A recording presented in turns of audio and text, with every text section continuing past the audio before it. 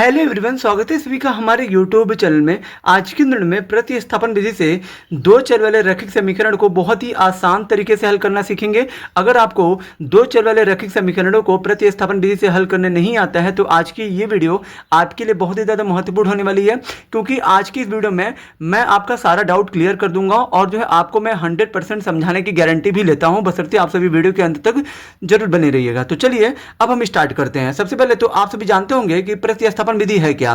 तो फिर यहां पे देखिए, प्रतिस्थापन विधि वह विधि है जिससे हम लोग दो चर वाले रैखिक समीकरणों को हल करना जानते हैं। यानी कि दो चर वाले रैखिक समीकरणों को हल करने की जो विधि है उसमें से एक विधि आपकी जो प्रतिस्थापन विधि है। वैसे तो विधियां आपकी तीन है, प्रतिस्थापन है, वज्रगुणन है और जो विलोपन विधि। ठीक है, तीन विधियां हैं, लेकिन तीनों विधियों में हम जो है आज की इस वीडियो में प्रतिस्थापन विधि से इस जो प्रश्न को हल करने वाले हैं। ठीक है, कभी भी जब भी आप कोई भी समीकरण यानी कि दो चर वाला रैखिक समीकरण, रैखिक का मतलब ये होता है, दो चर वाला रैखिक समीकरण का मतलब ये होता है जिस समीकरण में दो प्रकार के चर हो। जैसे मान लीजिए यहाँ पे x और यहाँ पे y है।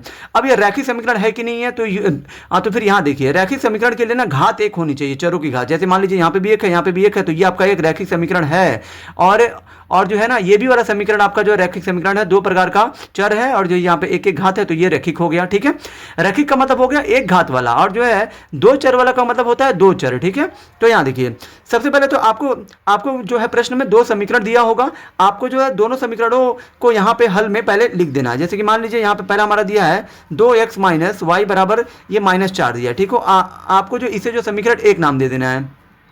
और जो दूसरा समीकरण आपका दिया है x प्लस वाई बराबर यहाँ पे दिया आपका एक, ये आपका समीकरण 2 हो जाएगा। ठीक है, पहले तो आपको जो है दिए गए समीकरणों को नाम दे देना, समीकरण 1 और 2। उसके बाद आपको जो है क्या करना है, इन दोनों में से किसी एक समीकरण को लेकर समीकरण 3 बनाना है। अब ये समीकरण 3 में आपको क्या बनाना है, तो यहाँ पे जान लीजिए।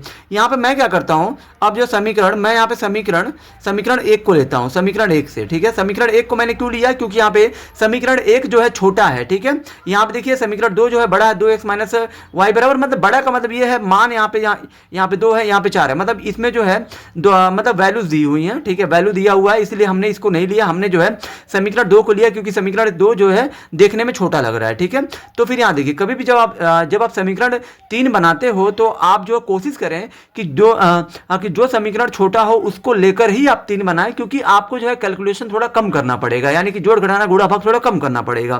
तो यहाँ पे समीकरण 2 से क्या लेंगे, तो यहाँ समीकरण 2 को मैंने लिया, तो यहाँ पे समीकरण 2 से 2 क्या दिया, x प्लस वाई बराबर 1। अब देखिए समीकरण, जो भी आप समीकरण लोगे, ठीक है, इस जो है समीकरण से आपको जो है x का मान प्राप्त करना है। जैसे कि मान लीजिए यहाँ से अगर मैं x का मान निकालूं तो x बराबर ये 1 है, 1 हो गया, ये प्लस y को भेज दीजिए 1 के बाद, तो ये हो जाएगा माइनस वाई, यानी कि x बराबर 1 माइनस वाई, यही आपका जो मिला है, यही आपका समीकरण 3 हो जाएगा। ठीक है, तो यानी कि जो भी समीकरण आप लेते हो उससे से आपको x का मान प्राप्त करना है। अब जो मान प्राप्त होगा वही आपका समीकरण 3 होगा।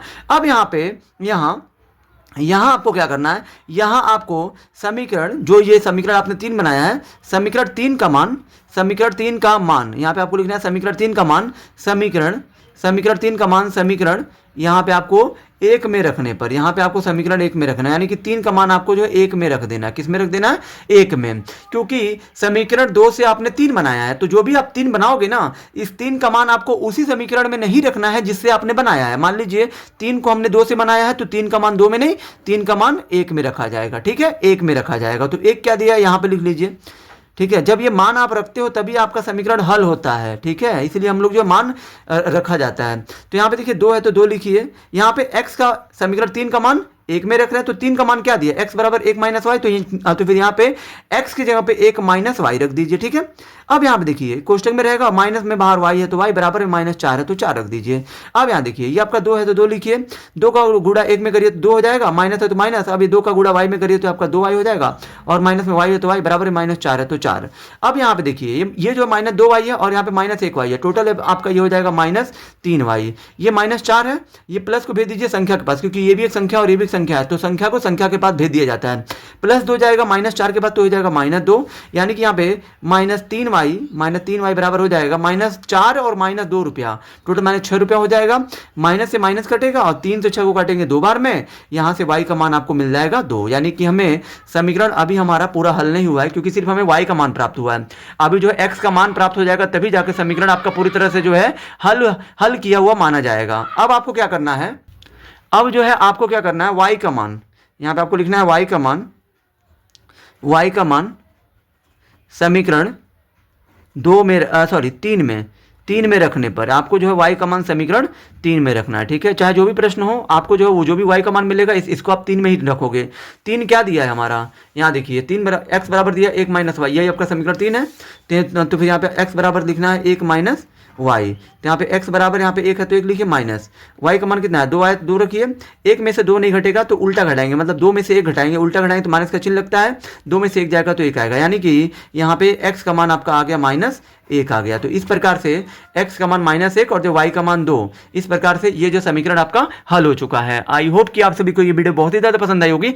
अगर आप हमारे चैनल पर नए हैं तो हमारे चैनल को लाइक, सब्सक्राइब और शेयर जरूर करें, जिससे आने वाली वीडियो की नोटिफिकेशन आपको मिलती रहे। धन्यवाद।